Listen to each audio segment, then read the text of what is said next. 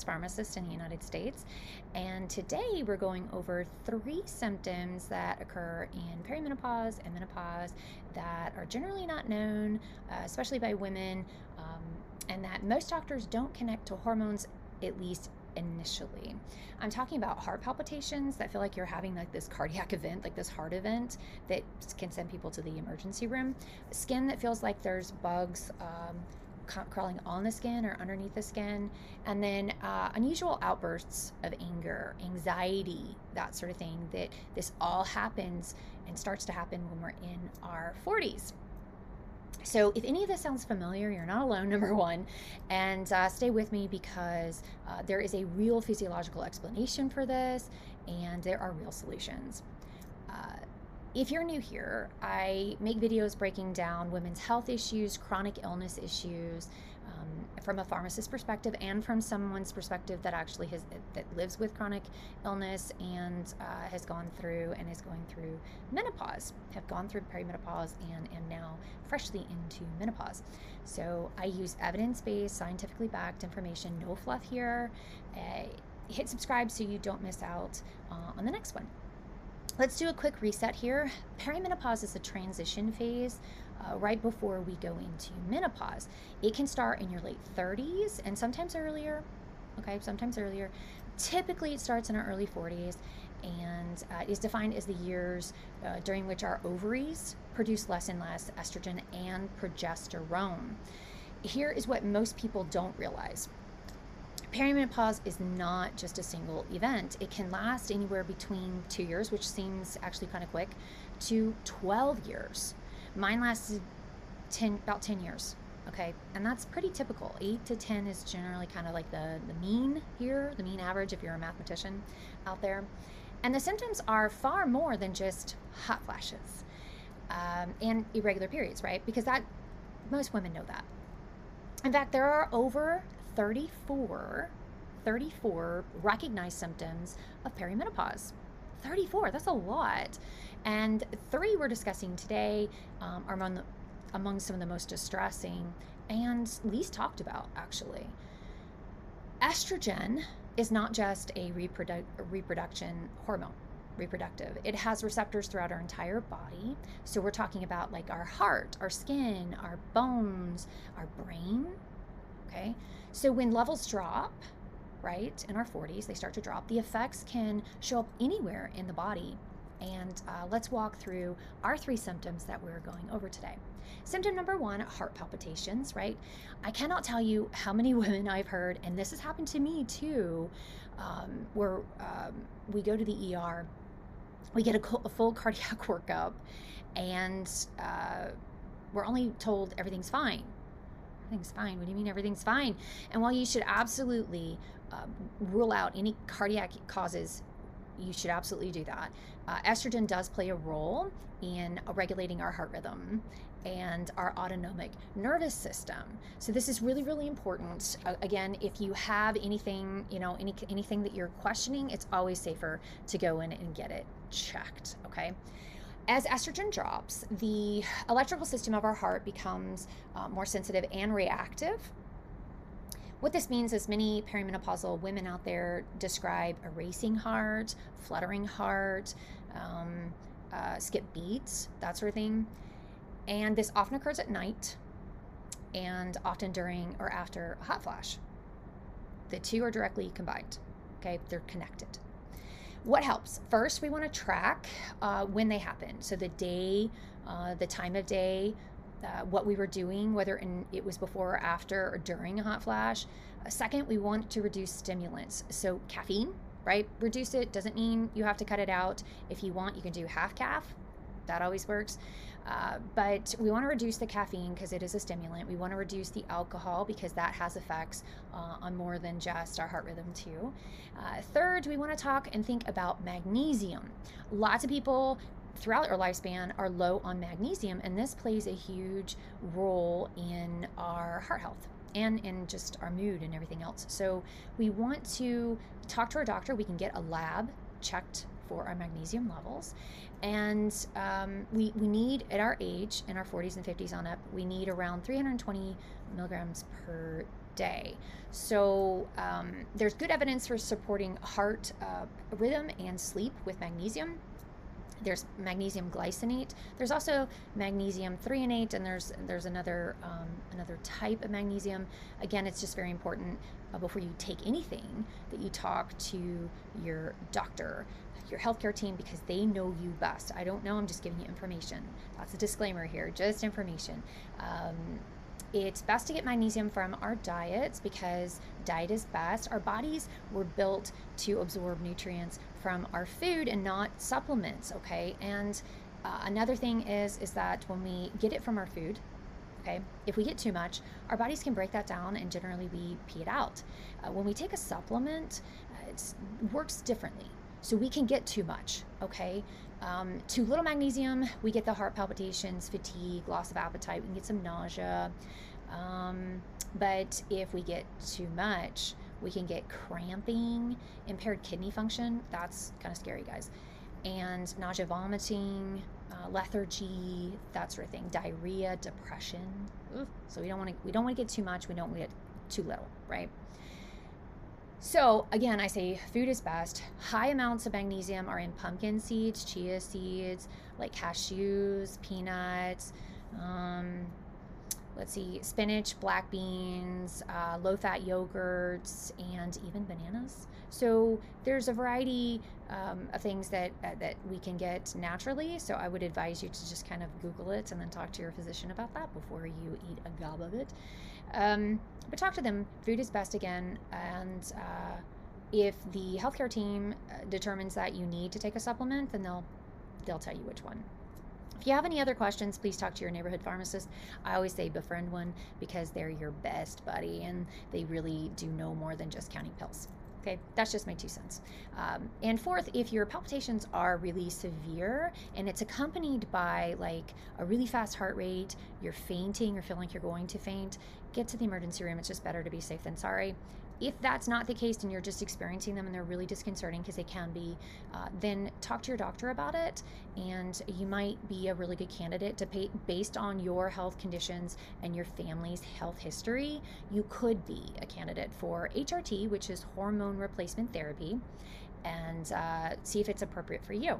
I mean, estrogen stabilization obviously get to the root cause of what's going on, and it can reduce palpitations, reduce them, maybe not necessarily take them away. I'm on it and I still have them from time to time, but it really, really works for a lot of women. These are real. These are very scary. I've had them again, and they are very, very scary, and they're very common, and they're very hormonal. So symptom number 2 is one that I find barely gets mentioned. I didn't really even know it was a thing until it happened.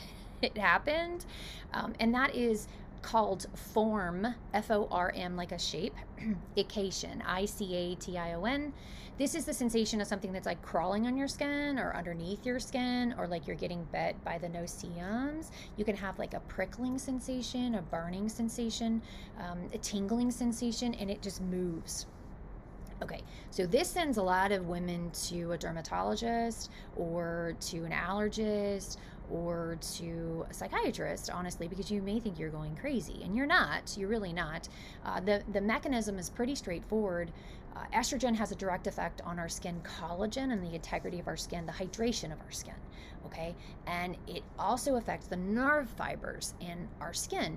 And when estrogen drops, the sensory receptors, those nerve fibers, are out of whack. They become dysregulated, and then you get these really bizarre kind of like sensations on your skin. So what helps? We have topical creams to keep it kind of protect the barrier, right? So we're going to work from the outside in on this one. You get fragrance-free moisturizers, because the fragrance, and I love fragrance too, I know it's hard. Fragrance-free, the reason for that is they affect our hormones. Okay, so we're already having hormonal issues. We want to do fragrance-free moisturizers. And we want to find those with ceramides or colloidal oatmeal, glycerin, petrolatum in there. So think ointments, thick, right? We want to get that on our skin and put it there for hydration purposes. It's a skin barrier. Okay, that's great. When we're older, our skin tends to thin out a little bit. You can like almost get almost translucent. It looks more translucent, right? And you lose hydration a lot more quickly. You put that barrier on, you keep the hydration in your body. That's the mechanism anyway, for those that like to know that. And then when another thing we can do is oral antihistamines. Oral antihistamines, again, we really want to make sure we have that protective barrier on because they can dry us out. But oral antihistamines have been shown to improve the sensation in some women. Again, talk to your doctor about that before you try anything. And then the other thing is omega-3 fatty acids, which we get in fatty fish, like fish oils, like salmon. Cod's got some, but we got like walnuts and certain types of nuts, that sort of thing, like seeds, right? Some seeds. So omega-3 fatty acids protect you from the inside out. So we got the outside in and then the inside out. It's great. It's also great for your cholesterol, by the way. And again, if this is significantly impacting your life, if it's affecting your quality of life, then perhaps it's time to start to talk to your doctor about hormone replacement therapy, HRT, and see if it's appropriate for you, because we want to address the root cause again, which is the declining estrogen. So talk to your doctor about that. And symptom 3 is probably the one that surprises most women. Surprises me. It surprised me because it's not just a physical symptom, it's an emotional symptom. And I'm talking about the kind of rage and anxiety that can happen that seems so out of the blue and so out of character for people during perimenopause, and just these outbursts, right? It's not regular stress, it's not regular sadness. It's like a hair trigger, irritability, and like anger that just boom, right, comes out of the blue. It feels very foreign, very out of character for people. So here's the hormonal explanation for this. Progesterone is often called the calming hormone, and its metabolites react with GABA receptors in our brains, okay? And which these receptors are responsible and are what some anti-anxiety medications react to in our brains to calm us down, right? GABA. Progesterone starts declining years before our estrogen starts. So we lose this calming barrier, right? This calming aspect to our bodies and to our nervous system. And the result can look like these sudden outbursts, sudden onset of anxiety, panic attacks that are completely out of character for who we are. What helps? Lifestyle first, right? Lifestyle first. So we want to get regular aerobic exercise. And this doesn't have to be, please don't do 45 minutes to an hour because our bodies are different. And I'll make a video on that too because it's really, really important we get the right type of exercise. We're talking 10, 15 minutes, 20 minutes, and we don't have to do HIIT unless you're used to it, right? If you're not, please don't. It raises our GABA naturally, and it protects our body, so we get that calming effect, right? We get endorphins release, serotonin, norepinephrine, that sort of thing normally, naturally.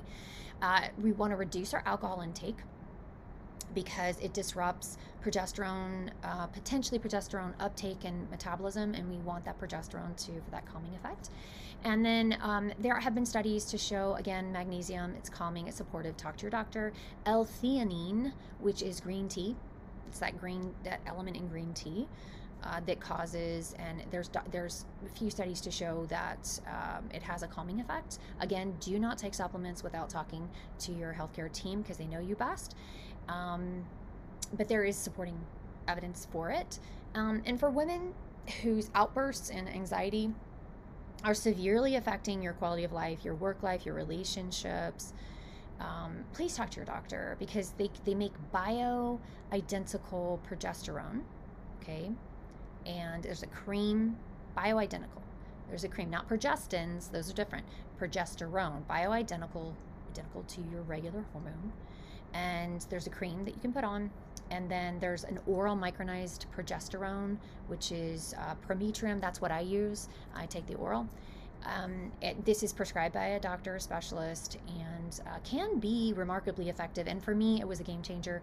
I thought I didn't have very big thought I was like, I'm fine. I've been fine for years, right? I'm fine. And then I talked to a menopause specialist and I got on, she said, let's try it. Your health history looks okay. Let's try it. So I did. It's huge. I had no idea I had been living that way for like a decade. And I lost a decade of my life, not realizing the impact it really was having. I didn't think it was that bad, and it really was. It really was that bad. So just consider it. It's not appropriate for everybody, again, to talk to your doctor about that. But it can be really a game changer if you can use it. This is not you losing your mind. You are not alone in this. This is your body chemistry, just what happens. Okay, so let's bring this all together. Let's get an action plan going. I always like action plans. Number one, we want to start a symptom journal. Okay, log what you're experiencing, when, how often, how severe. This is really key for when you go into your doctor's appointments. You can print it out and take it so that you don't forget, because brain fog tends to be something that we also experience. Or you can just put it on your phone or your tablet and bring it in and show the doctor. Great, easy peasy, right? Two, we want to address the basics that cover all of these three symptoms, which is reduce our caffeine intake, reduce our alcohol intake, and think about magnesium. Ask to get that checked. Eat more foods rich in magnesium. If you need a supplement, talk to your doctor. They can tell you which one is best. Talk to your pharmacist too, because they are the drug experts. And then prioritize sleep. So we want 7 to 9 good quality hours of sleep a night. And this is easier said than done, especially if you're having hot flashes. And it can cause insomnia. So we want good nighttime practices, which is we go to bed at a certain time every day. We get up at the same time every day, including on the weekends and holidays, right? Vacations. We want to do that as much as possible because that keeps us in our circadian rhythm. Okay, exercise can help with that, calms us down. Magnesium can help with that and calm us down. So there's just different things that we can do, but we want to prioritize sleep. It's super important to also keep our weight down, and it affects everything. Literally everything. And we also want to get regular cardio, but the cardio doesn't have to be heart pounding kind of cardio. You know, we can take a nice brisk walk, 10-15 minutes. I walk in my bedroom in place because I have chronic illnesses and disease and stuff, and I put something on YouTube. I'm looking at my TV right now, and do that. I mean, there's some great things on there, but I don't want you to think that you have to like really pound, because generally what that will do is increase cortisol, and that will pack on the pounds. So just be wary of that. But we do want to get some cardio in every day. Get up multiple times a day too. It helps. So 3, do not accept being dismissed. Please don't. This has happened to me. If a doctor tells you this is normal, it's just stress, your labs look fine, ask specifically, could this be perimenopause? Could it be perimenopause? This is really, really important. And if you're not getting answers, then if you can, not everybody can, if you can, try and find a menopause specialist, right? Menopause gynecologist, and that specializes in it. The Menopause Society in the United States has menopause.org has a provider, a physician finder. So you go to their website and you scroll down all the way to the bottom, because I did this. So you scroll down all the way to the bottom, and then there's a link in the very center. There's 3 links, and the one in the center has physician finder, and you click on that and you can put in your state, your zip code or whatever, and then you can find a menopause specialist in your area. If you're outside of the United States, just try and talk to your primary care, your GP, physician, friends that may be nurses or doctors, and even the pharmacist can help you with that. Okay, so utilize all your sources in trying to find the menopause expert for you. The bottom line here also for HRT, so wanted to go over that one more time. This is not for everybody. Hormone replacement therapy, they'll go over your health history, they'll go over your family's health history, see if there's cancers in the family, things like that. If it's appropriate for you and you're the right candidate for it, it's absolutely a game changer because it addresses the root cause. And I will go over and have a fully dedicated video on HRT, so make sure you subscribe so you don't miss out. The bottom line, though, is perimenopause is not just hot flashes. It's not just irregular periods. It is a full body hormonal transition in life that affects your heart, your bones, your skin, your brain, your weight, right, your moods. It affects everything. affects absolutely everything. You deserve accurate information, and you deserve to just feel good in your own body. So I thank you for watching. If you've gotten this far, thank you so much for watching, and make sure you subscribe, and until next time, be well.